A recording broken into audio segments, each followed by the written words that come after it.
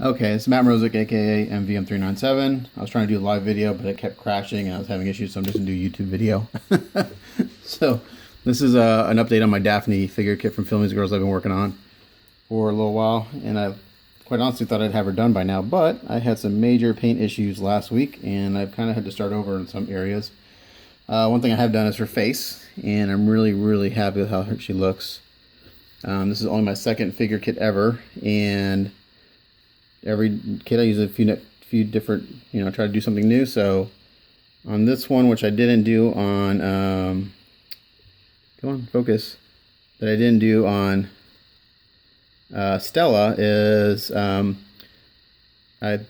most of the stuff is the same, but like on the lips, I added a little bit of a highlight and a gloss coated the lips.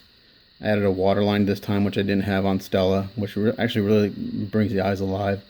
And then I gloss coated the eyes, so those look really good. I'm real happy with her skin tone. It's kind of a pale pink, which I like.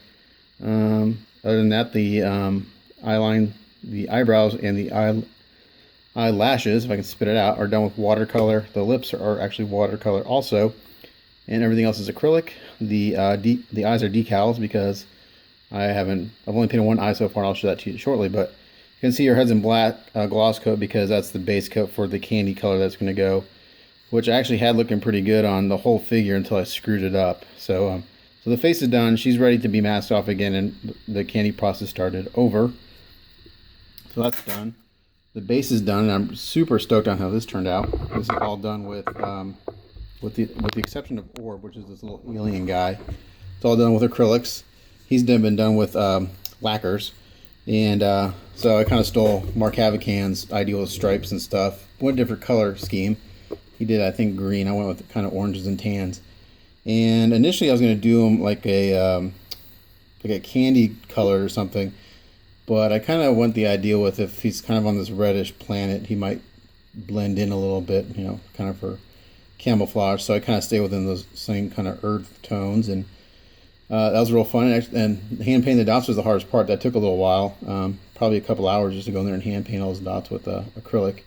And that's just the color is espresso. It's just like a dark brown. The eye on Orb is my first attempt at painting an eye by hand, and I'm really happy with how that turned out. And it isn't perfectly round. I have to turn it this way, but that's how the sculpt is. And I just kind of followed the sculpt, and I'm like, well, he's a little alien guy, so if it's not perfectly round, I'm okay with that. So he's got that pink waterline, and the eyes have been gloss coated to bring that out. So base is done. Really happy with that.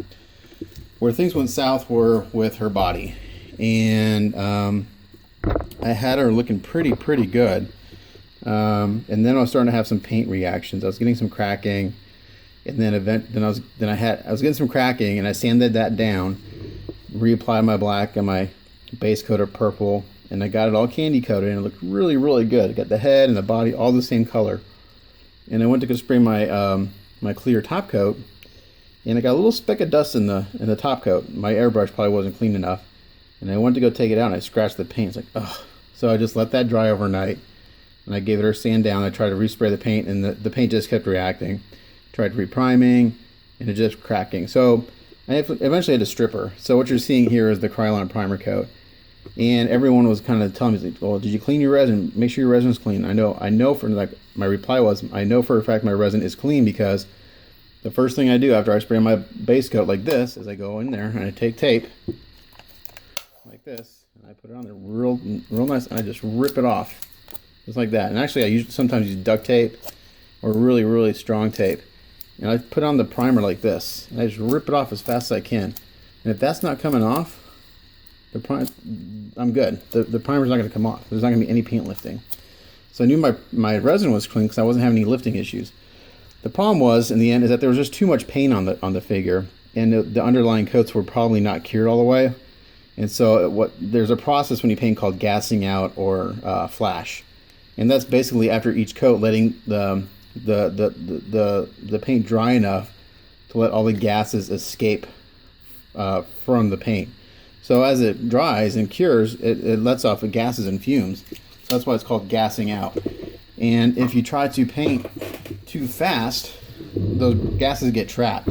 And as you apply more paint, it causes issues like cracking or peeling or crazing. So that was my issue.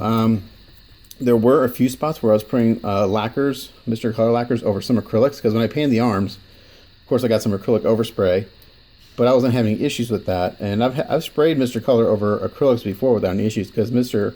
Color is actually an acrylac. It's an acrylic hybrid. You can thin like Tamiya acrylics with Mr. Color thinner. And Mr. Color paints are a very mild lacquer.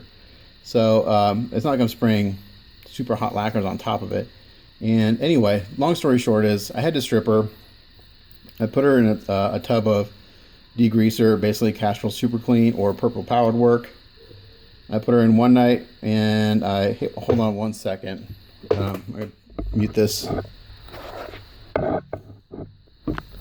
Les, can you let Charlotte in? Sorry, my dog is howling outside. I'm upstairs doing this. I'm trying to get my wife to let her in. What was I talking about? Oh, and I should have my microphone plugged in because it sounds a lot better, but I forgot. So anyway, long story short is I had to strip her. So I put her in some Castrol Super Clean, which I later found is the same thing as Purple Power. It's an industrial degreaser. Put her in one night. The next day I scrubbed her down with a toothbrush, got as much paint off as I could. Put her in again overnight, let that sit. Scrubbed as much off as I could. So I actually had to go back with some lacquer thinner and just hit the areas that were really, really thick, and primarily in the chest here and in the back shoulders where I was getting the most reactions, and that's where the paint buildup was the highest. So I actually had to go in there with some lacquer thinner and a brush, and you have to be real careful because the resin being porous will soak up the lacquer thinner. And I have actually melted kits in the past thinking I could strip paint by putting in lacquer thinner and leaving it overnight, and the resin literally turns into rubber. So don't do that. You're okay if you just, like I did, I took a toothbrush with some lacquer thinner and I just kind of scrubbed off those areas. And in doing that, I had to redo my putty work. I had to on one of the arms I had to redo the seam because I used Milliput. On the other arm over here I used Tamiya light curing putty, and this did not get affected by the stripping process, but the Milliput came out, and anywhere that I had talc and super glue came out, so I had to redo those areas. So she's been primed with Krylon, what you see here, and I'm just going through and I'm seeing some small areas that I need to concentrate on. See I'm not using Sharpie, I'm actually using an India ink pen, which is water-based, so this won't have any chance of bleeding through the paint. I've never had problems with Sharpie bleeding through paint on lacquers, but I have heard it will bleed through acrylic, so that's why I'm using the India ink pen. But so the next step is I'm just going to go through here. I'm going to mark up the areas that need work, and I'm going to give her a good sanding again. Lots of sanding. So for this round, it's just going to be a super fine sanding sponge from 3M. Just like this. This is new. And this primer is not real thick. I didn't put it, I put on, and I went real slow this time. I put on, 2 or 3 real light coats, and I let that dry for 30 minutes. And then I went on and put a decent wet coat to smooth it out. So basically now I'm just going to go through. I'll probably do this wet because it's going to, Krylon primer is pretty thick, and it will gunk up your sandpaper. But you see I've already gone through there. There's no big deal because this is just the first round of primer. So I'm going to wet sand her down and check the areas, and after that I'll do my Mr. Color primer. But so I was doing really, really good on her till the paint started to craze, and now I have to basically start over on the body and the basically the suit. But the face is done. So and this face has been masked and unmasked like 4 times, and I have not screwed it up yet. Cross my fingers, nothing will happen to it because the shit looks really, really good.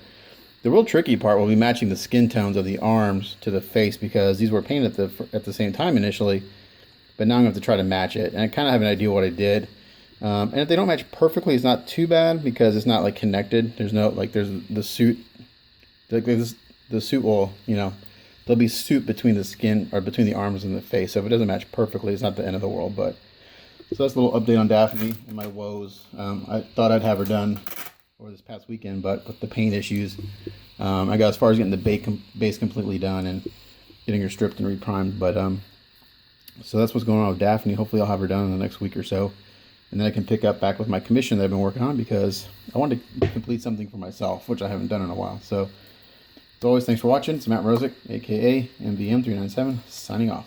Catch you guys next time.